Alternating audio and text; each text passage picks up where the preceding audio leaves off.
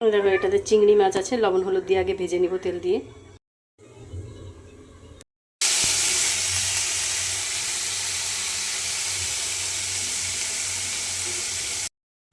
আবার কড়াইতে তেল দিয়ে দিয়েছি, এবার কুমড়োর শাকগুলো ছেড়ে দেবো।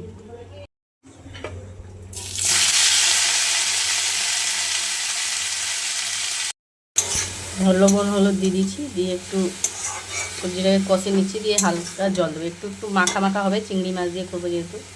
এই তরকারিটা খুব ভালো লাগে খেতে এইভাবে রান্না করলে।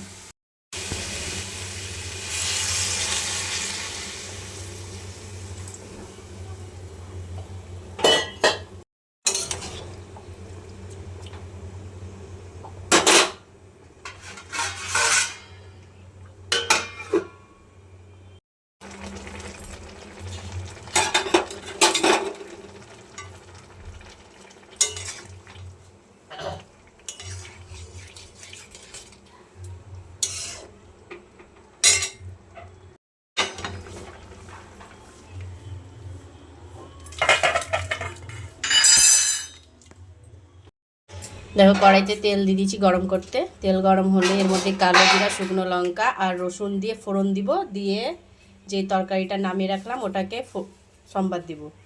আমার তেল গরম হয়ে গেছে, এবারটা দিয়ে দেবো।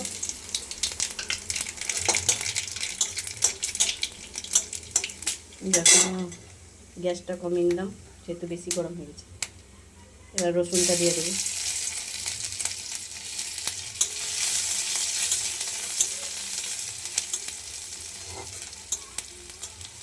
রসুনটাকে লাল করে ভেজে নিব একটু। তারপরে রসুন লাল হয়ে গেছে, এবার ছেঁকে দেবো।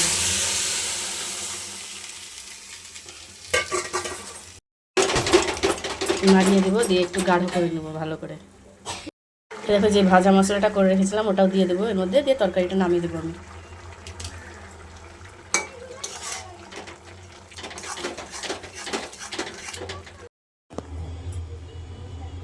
দেখো হয়ে গেল আমার কুমড়োর শাক দিয়ে আলু দিয়ে চিংড়ি মাছ দিয়ে তরকারি, কোনো মশলা ছাড়া।